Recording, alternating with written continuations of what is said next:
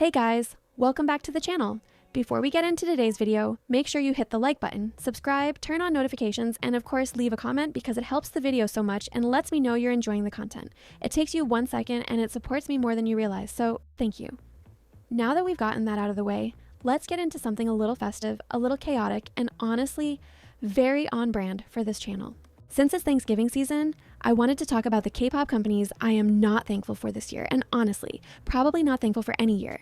This is all opinion, all lighthearted, all fun, but also based on real patterns we've all seen play out. And I already know some of y'all are going to be like, not my fave company, leave them alone. But listen, if their company is messy, I'm not blaming the artists. I'm blaming the CEOs, the executives, the people making the decisions, the ones who somehow manage to ruin every good thing. So buckle in, grab a snack, grab some Thanksgiving leftovers, grab a turkey leg, whatever you have near you, because we're getting into the companies I am absolutely not thankful for. Let's start strong with the OG of mismanagement, BlockBerry Creative. Like, let's be honest, this company is the blueprint for how to destroy your own successful group. LOONA had everything. They had amazing music, an insane concept, great visuals, talent on top of talent, fan dedication, international hype. Literally the perfect recipe for a long-lasting career. And BlockBerry said, "That's crazy. Let's ruin it." I'm not even joking. It's almost impressive how every decision they made was wrong. From the lawsuits, to insane contract terms, to not paying staff, to pushing the girls into activities without support, everything felt like chaos for no reason. BBC is the type of company that would show up to Thanksgiving dinner with nothing, eat everyone else's food, and then sue the turkey. They're simply not invited to Thanksgiving, Friendsgiving, the cookout, nothing. They are the definition of not thankful.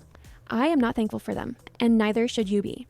Then we move to MLD Entertainment, the company that could have had something magical and instead said, let's fumble it immediately.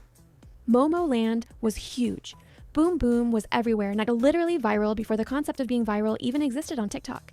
They had a moment that most third-gen groups would have killed for, and MLD responded by overworking them, giving them repetitive concepts, not properly promoting them, and basically refusing to invest in their longevity as artists. They rinsed and repeated the same formula until people got tired of it. And now look. Momoland disbanded, the hype faded, and it all feels like wasted potential. It's the same story with Lapillus, T4T19, now known as TFN, and so many others. MLD is like dry Thanksgiving stuffing. Someone left it in the oven way too long. It has potential, but it's literally crumbling and disappointing. Again, not thankful. Next, we have Cube Entertainment, a company with so much talent but zero ability to maintain stability. Cube is honestly that one family member at Thanksgiving who starts drama every single year. They don't mean to, but somehow it always happens. HyunA Dawn getting kicked out for dating, mismanaging Soyeon's scandal with no proper communication, losing B/highlight and dragging the situation out, CLC being so neglected they couldn't even get a proper goodbye, Pentagon barely being promoted despite having some of the best music in third gen, I-DLE being basically held together by Soyeon carrying their entire creative output. Cube always has talented groups and always finds a way to ruin it. Promotions feel like a gamble. Will they promote? Will they mess everything up? Will they accidentally sabotage themselves again? Who knows? All I know is that I'm not thankful. Then there's Fantagio, a company that somehow manages to bury its own groups every single time. You look back and realize they've had financial issues, management turnover, long periods where groups are inactive, and a general lack of direction. Wiki Miki is the best example. Such a talented group, great songs, unique vibe, and Fantagio just let them disappear. No comebacks for literal years at a time. Fantagio is like the person who brings a super fancy dish to Thanksgiving but forgets seasoning, planning, or any purpose behind it. It looks good, but no one wants it. I can't be thankful for that level of wasted potential. Then we get to MBK Entertainment, or Pocket Doll Studio, the long-standing legacy of chaos. This company has years of messy history. Tara's entire bullying scandal was a disaster largely because the company had no idea how to communicate or protect their artists. They basically let one of the most iconic girl groups of the 2010s fall apart over rumors without defending them properly. Then you add D.A.'s tragic lack of structure, survival show manipulation accusations, general mismanagement. MBK was truly the king of bad decisions in the 2010s. They're the Thanksgiving dish with raisins in it that nobody asked for. Not thankful. IST Entertainment is another company that isn't evil or dramatic, but still manages to constantly fumble execution. You forget they exist until the next time they underpromote a group. A-Pink, The Boys, and other artists under them have so much potential, but IST feels like it plans promotions last minute. It's like they don't understand momentum or consistency. They're not terrible. They're just not enough. And in K-pop, not enough is practically the same as failure. Again, not thankful. Okay, now it's time. Because yes, I have to talk about JYP Entertainment. I didn't want to include any of the big three, but I have to be honest. JYP deserves to be on this list. And not because they're evil or the worst company ever. They're not. But their promotional strategy lately has been terrible. And it's affecting their groups in very obvious ways. JYP has gotten way too comfortable relying on the music going viral. They're acting like it's 2019 and a good song automatically means TikTok challenges, charting, and instant attention. But we are not in that era anymore. Music alone is not enough to guarantee momentum. JYP pours most of their promotional energy into Twice and Stray Kids, which would make sense, but even they don't get the level of promo they deserve. The only reason Twice and Stray Kids stay huge is because they already built massive fandoms that will do the heavy lifting no matter what. But then there's ITZY. And honestly, ITZY is the perfect example of JYP's entire promotional downfall in the last few years. These girls have been putting out good music consistently. Their sound has evolved, their performances have gotten better, their whole vibe has matured beautifully, and yet JYP barely pushes them. They keep relying on ITZY to magically go viral every comeback with no real rollout, no aggressive marketing, and barely any support.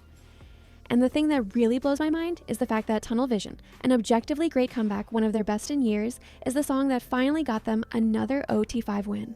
Let that sink in. ITZY, a group that has been delivering solid music over and over, just got their first full group music show win in literally years. Years. The girls were emotional during their speech, emotional during the encore. You could tell how much it meant to them, because it shouldn't have taken this long. Their last OT5 win was around the Cake or Cheshire era. Correct me if I'm wrong, my memory isn't perfect, but it's been a long time regardless. And that's crazy for a group of their caliber. Tunnel Vision was such a step up, such a well-executed comeback, and JYP still didn't push it the way they should have. They just quietly dropped the comeback like, here you go, and dipped. JYP is that person who brings a dish to Thanksgiving, sets it on the table, doesn't label it, doesn't hype it up, doesn't tell anyone what it is, and just walks away. No promo, no push, no effort, just vibes. And that's exactly why I'm not thankful for JYP right now. Not the artist, not the music, and just the lack of proper promotion. Then there's Source Music, the company that dropped one of the most shocking disbandments ever, G-Friend's sudden end. No warning, no final comeback, no goodbye stage, just, we're done. Fans were blindsided, and the company still hasn't recovered from that reputation hit. It's like canceling Thanksgiving dinner on Thanksgiving Day and giving no explanation. It broke trust, and I cannot be thankful for that. I'm thankful for my girlies LE SSERAFIM, though I can't lie. And finally, Starship Entertainment, a company with talent, strong artists, and yet questionable decisions.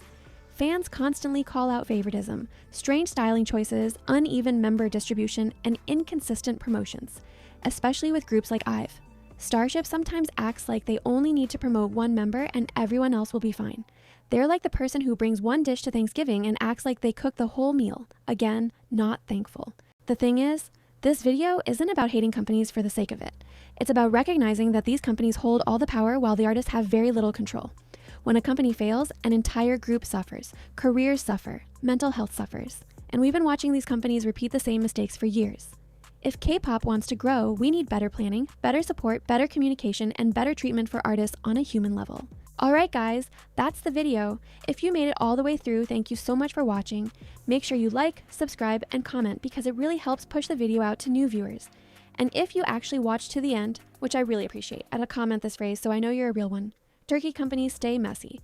Thank you again for being here, and I'll see you in the next video. Bye.